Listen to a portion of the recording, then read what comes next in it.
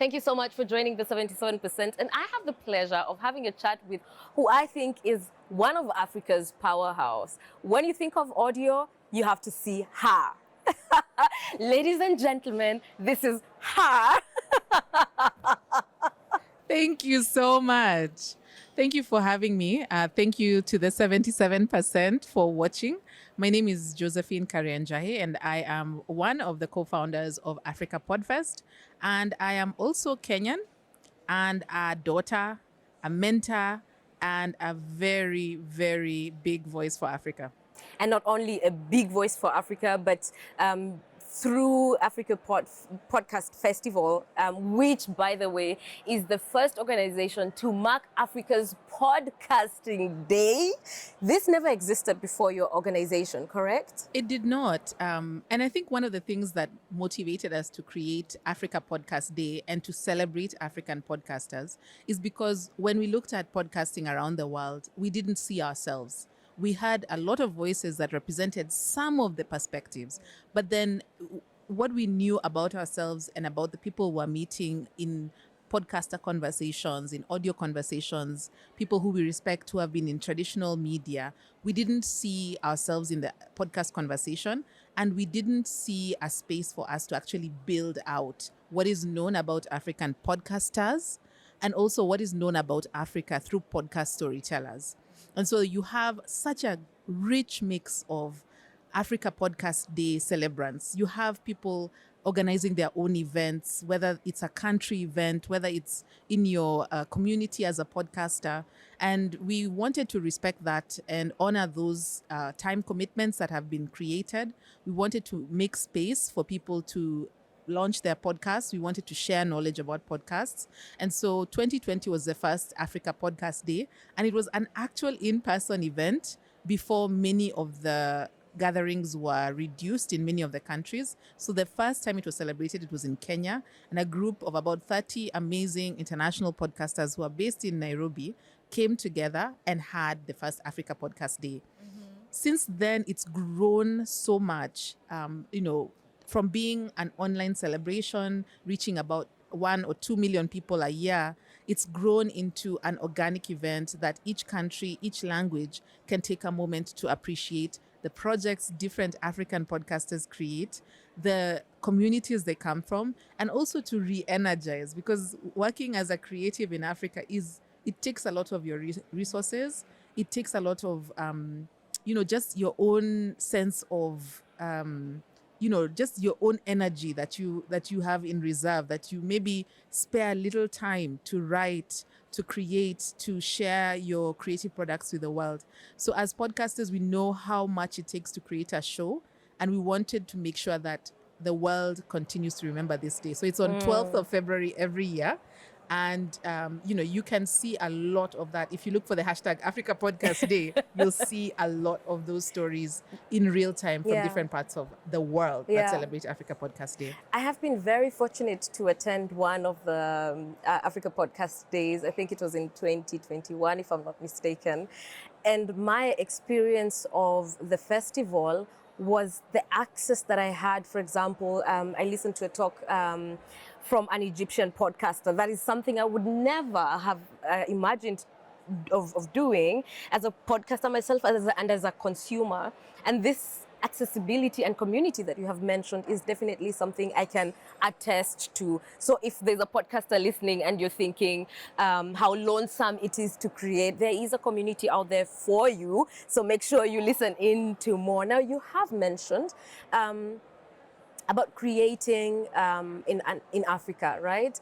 Could you share with us like a picture of how that looks like to be a creative podcaster, for example, in Nairobi? Paint us a day, for example. How does that look like? In terms of also highlighting the challenges, perhaps. Right. So the average age of a podcaster in Nairobi or in many urban parts of Africa is somebody under the age of 25. They are likely to be from a community that's not well represented in the media. There are people who have a media background, but the vast majority of people who've started podcasts are people who want to share a specific part of their world, and they may not be heard. So they may be from a minority group. They may be from a community that is at the margin of society. They may be from a community where they don't necessarily have a lot of resources. And so that means that their kit is usually their handset, typically an Android phone, and whatever headphones came with that handset. And so you have a lot of people who use the simple editing tools we have, a voice recorder and an editor just to edit the audio that they want to create. They use social media platform tools to edit as well. And they also create community using that same mobile phone. The big challenge on a typical day for a podcaster, in many countries, it's very expensive. The data cost of having enough data to upload your podcast, to connect with your community, to listen to your podcast and actually share it is very prohibitive in many countries. The other issue is power. A lot of countries don't necessarily have electricity throughout, and they might have it on a schedule where the most pressing needs that you have are the topmost priority. So we found that when as African podcasters, as myself, as a podcaster myself, I didn't also know enough about podcasting at the beginning. I was just trying to see what free tools are available, how I could start using them. And I spent a lot more time than I needed to trying to create my first sound. And a typical podcast day involves creating a lot of tape and then deciding and knowing what decisions to make on how you want to tell your story from that tape.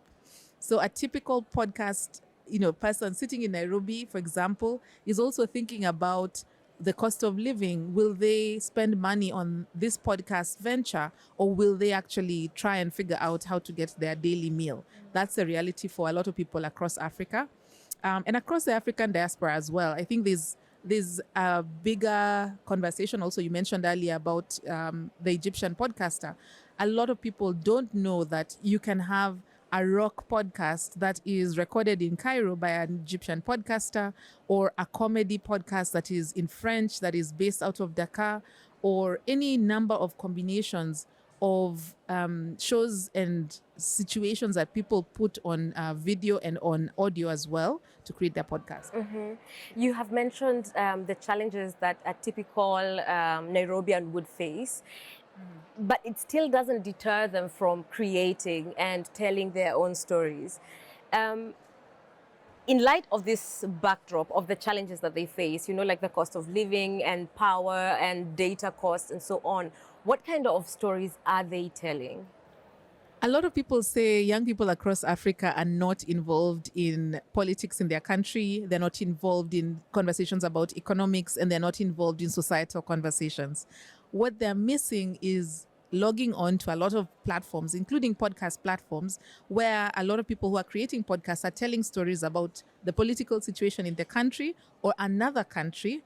They are thinking about societal issues. They are grappling with the tensions of, taking care of parents and guardians, but also taking care of young ones and trying to make the ends meet between all of these different needs. They're talking about going to hospital or not being able to go to hospital. They're talking about security in their countries and how they're interacting with security systems in their countries. So the people who are creating podcasts are really sharing their stories. But if you're not listening, if you're not on the platform where these stories are being shared, you won't get it. And so a lot of people miss the conversation because they're not tuned in. Mm-hmm. Yes. And I think that's what we're missing. And a creator will create even if all they have is the very minimum. If you don't have access to the net, you will create offline until the day you can put it somewhere where your work will be respected. And also remember, like one of the things that we miss a lot from our great grandparents' generation is we don't have what they, what their daily life was like. Podcasting is giving African podcast storytellers a chance to be documented, to be seen in history, and to be heard around the world. Because remember, these podcast platforms are available around the world. And they're also, for us as Africa PodFest, we've created a platform where people can find African podcasts by country and by topic. So on podcasting.africa. So you can find a podcaster who wants to be found if they have put themselves in that position. So it's not enough to just create and put it in your little bubble. You have to also be proactive and look for podcast, for example, your platform, and then register there to make sure you're found? Yes, you do have to have. So a lot of people talk about podcasts, but they don't understand that podcasting is freedom because you have your RSS feed. That is where your podcasts lie. And that RSS feed can be broadcast on podcast platforms. And that allows you to be heard across the spectrum. If you ask a typical podcaster, maybe has their podcast on 6 or 7 platforms. Do you know there are over 70 platforms that we can count that you can host your podcast?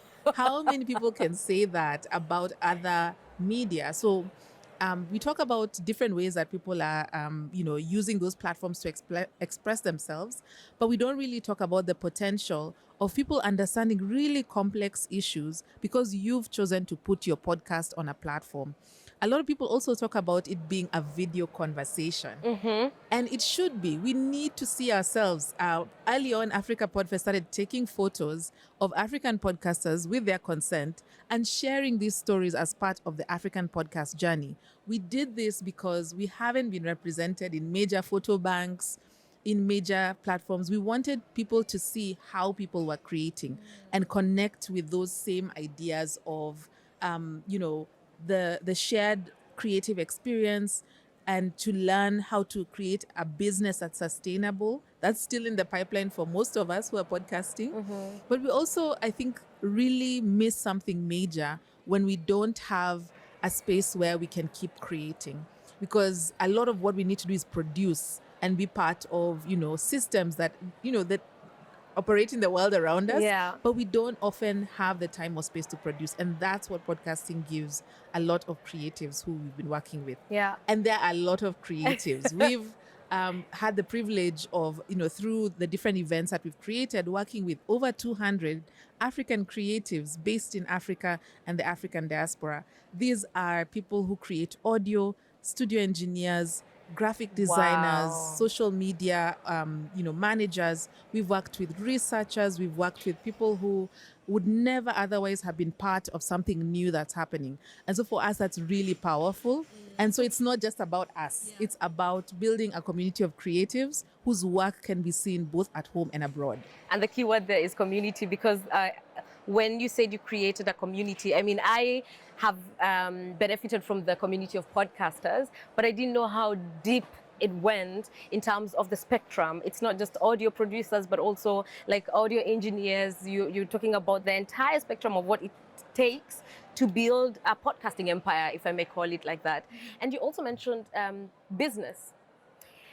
You're an entrepreneur. Africa Podcast Festival or Africa Podcast is not just a platform that is doing pro bono, so to speak. I mean, you need to pay the bills, you need to keep the website up and running. So you are an entrepreneur in the space of audio production or podcasting specifically.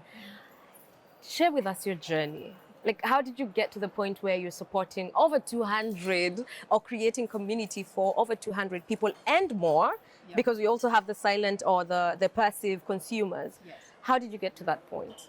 So one of the things that people forget about funding for startups in Africa is that majority of the funding that is available, at least in the venture capital space, doesn't go to female and young women entrepreneurs. That's Which who we are. Which is what you are. Exactly. Yes. So a lot of what we have had a chance to be part of is individual companies partnering with us from the commercial space, grant makers who have also taken time to think about how our events integrate with their goals as well. And don't forget individual contributors. So all the events that we have, most of them are supported by individuals who go to our website and say, hey, I want to buy you guys a coffee. Wow. I want to be part of the upcoming Africa Podcast Day. People who buy tickets to events, and so many people who have individually made sure that we are able to, keep the lights on. I won't lie to you, a big challenge is still financing for us. And so when you look at the graph of, or the mix of financing that we've had access to, we still are scratching the surface. We still need African companies to invest in the work that we're doing. We still need individuals who have and share that vision to invest in African creatives.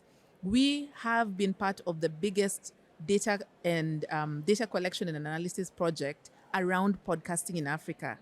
If you're talking about the gaps in data, we have been filling the gaps in data. How have we done that?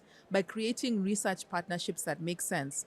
Our 2022 research report covered podcasting in Kenya, Nigeria, and South Africa. How did we do this? We approached Baraza Media Lab, who also shared the vision in terms of research, in terms of scaling across Africa. And we also shared the vision that this project should be staffed by Africans who are skilled in the areas that we need and who can add their perspectives into this project. Oh, I So love we that. are committed to this mission. We have all the documents we need to proceed. We are looking at you, people who have something to contribute to the space, whether it's a skill, whether it's your own creative project, whether it's actual dollars, euros, and other currencies across Africa to put towards these projects to really step up and do that. Because if we don't do that, with the current financial crisis facing the audio space, a lot of underrepresented founders of festivals, of community spaces are not going to be able to continue. One challenge that we faced, for example, is that we had set up Africa Podcast Day 2023, and we needed to have everything lined up in terms of our financing by November or December 2022. We did not get those commitments in time to carry out the festival. And we have great partners at home and abroad, but in the current global financial system, you have to have so many more of individual supporters, individual companies that are coming in as sponsors. So what did we do? We had to return people's ticket money. We had to really shut down our operations. Yes, there were celebrations in Kenya, in Uganda, in other countries. However, these celebrations were very much organic, community focused on those countries. We did not contribute money for these ventures. So we want people to know and really think about where they're putting their money. During the pandemic, when there were a lot of lockdowns in countries, people were very committed to sending money through money transfer services to their favorite creatives.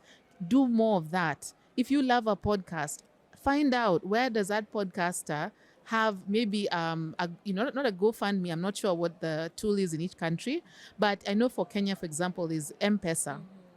Send them money.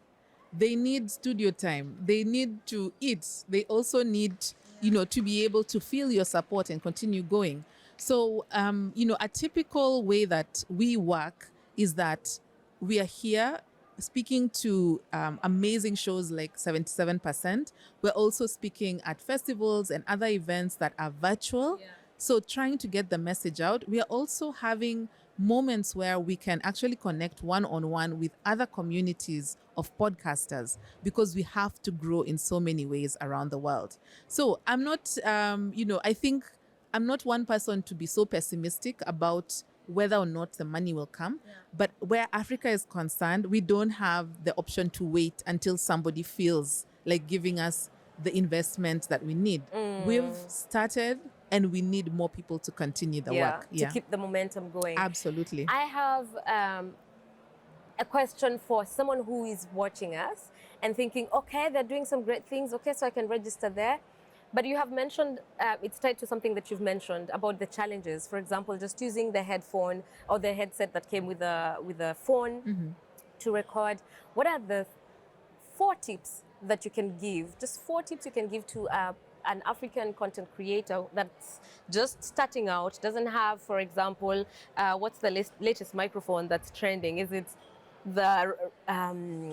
what's this brand for podcasting? There are many, I know. There are many, but there's the Rode one is very popular. Exactly, the Rode podcasting microphone, for example. So they don't have this high-end equipment. Yeah. What are the 4 tips you can give them to help them have good quality audio as best as possible, to cut on recording time, and to also, you've mentioned a bit like what people can do to the podcaster, but what can the podcaster do to the audience so that they can receive these contributions or these signs of support in terms of money? Right. So the biggest tip that I would say for each podcaster is create a business plan for your podcast. That's the hard part. That is the hard part. But it starts with create a budget. What do you need? But what if You I'm know, just doing it for fun? Why if do you're I doing need it a for business? fun, Yeah. if you're doing it for fun, somebody is supporting that podcast. Okay. If you're doing it as part of your income, you're thinking this could bring me an income, you're probably putting in some resources towards making your sound better. So think about what would it cost in your region, All right. and have that as a goal. How will you raise the capital you need to make that project work? Because every project costs money. It costs sleep, it costs time. So part of Yeah. your budgeting Yeah. is also your time. Yeah. How are you going to do But it? podcasting is still fairly new, right? And I'm not cutting into your tip. I just want Yeah. it to be as practical as possible, I think, yeah. as understandable as possible. Yeah. So podcasting is still new. So you're saying that we need to think back. We think, for example, if our aim is the podcasting microphone. Yes. So we think backwards and think, okay, so it's going to cost, say, this is very random, but $5, for example. Yes. So you count $5. Yes. And then plus, how do you count your sleep? How do you count your time?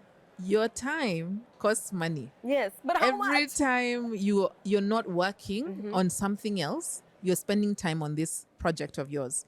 So that $5 or €5 or I don't know, whatever the currency is, that is maybe 1 hour of the time that you take for this project. You need to research and use the phone that you have, or the access, if you have an institution that you have access to, whether it's a school or a college, maybe it's somebody who can actually point you in the right direction. You have to also think about what are the different roles that are needed. And here's another thing. You need to understand a podcast is not just releasing audio. You have to think about the story behind that podcast. Does this bring us to number two It of the takes us to tip? number 2. The tip is sketch out your ideas, create outlines, even share, how will the story flow, so that when you go back to cutting the audio or editing it, you know what you want to say and in what order. It helps to be organized. Even when you have an interview podcast, which can seem very unstructured, there's a structure. There's a reason why your favorite audio presenters have a structure behind their interview. So even if it's not an interview podcast, maybe you're telling a story of something that happened in your community.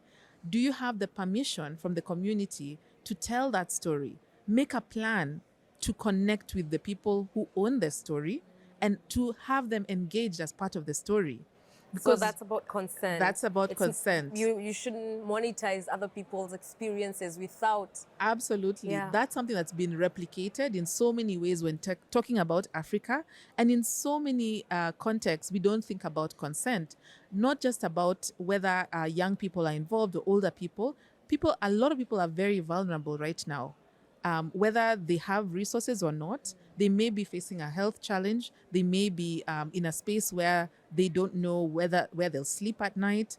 You don't know that, and you want to connect with that story. Ask for permission. Find a way to protect the information that you're given, and honor those people in the stories that you're telling. Oh, I love that. So that's really critical. I love that. And that changes Yeah. because one of the conversations that has been going on in the media, whether within the continent or outside, and continent, I mean Africa here, has been the representation, right? Yes. And so if we telling the stories from Africa and we in Africa start or do it by honoring the communities, then we have sort of the ledge to stand and say, hey, to the international media, for example, that, hey, this you didn't cover properly, or this you didn't honor the people whose story you're telling. I love that. Yes. What is our tip number 3? Our tip number 3 in terms of recording, Yeah. remember that less is more. And I say this for equipment because I know Okay. so many people I've encountered who have a very expensive microphone, and they have it and they keep it in a nice box and they never use it. Okay. So don't rush to invest in equipment. Think about, I know this for Nairobi at least, there are people who rent out their equipment. Go downtown and find out where people rent equipment. And I know people who are in the audio space know about this. People who are in the media space know this. You don't have to own every single piece of equipment, but you do have to also learn how to use it. You have to put in the time to learn how to use it. Even your earphones I talked about, You need to learn how to talk into your earphones. I know a lot of people watch, viral videos and see people holding their microphone a certain way. You need to learn and practice, speaking into a microphone, and also learning how your voice sounds. And also, here's the key tip: fall in love with your own voice. As an African, you must appreciate and engage with the way you say things, and don't make excuses. Our voices need to be heard because that's how we communicate. A lot of our languages can only be heard the way they are spoken. Use that knowledge and create that sound based on that. The other thing is, this is the fourth tip. Okay. Mobile phones are a really good tool for podcasting. However, you really have to be careful how you use your mobile phone. Storage. Think about storage. How much can your phone store? Do you need a larger machine or a storage card that could help you?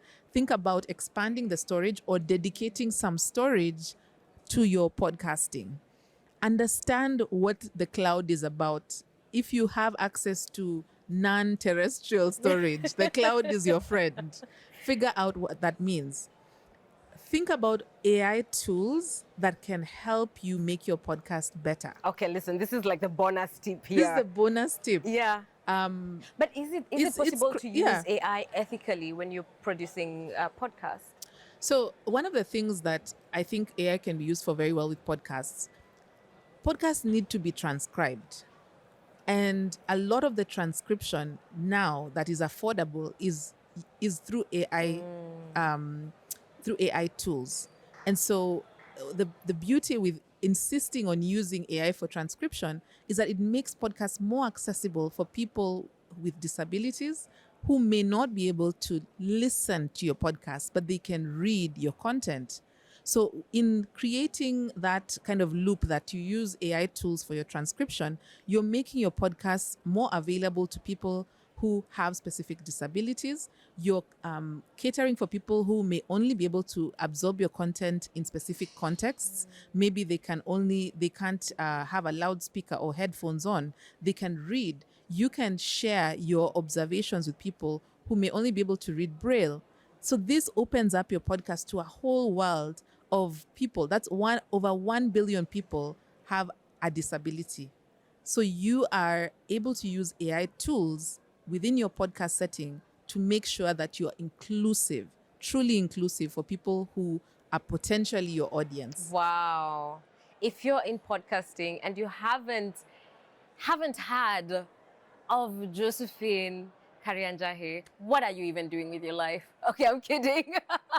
This is why she's here, to tell you the nitty-gritty of podcasting in Africa. And if you're an African podcaster that is starting out, or you've already started out and you're wondering where is the community, this is where it is. At the 77%, we sit up close and personal with the people that are making, or is it moving the waves on the African continent, especially when it comes to podcasting. So where can people find you and your organization? Thanks for asking. So the first thing that you need to do is go to podcasting.africa. It's our website, which is the home of Africa PodFest and Africa PodFest community. Find out more about what's happening with podcasting around Africa.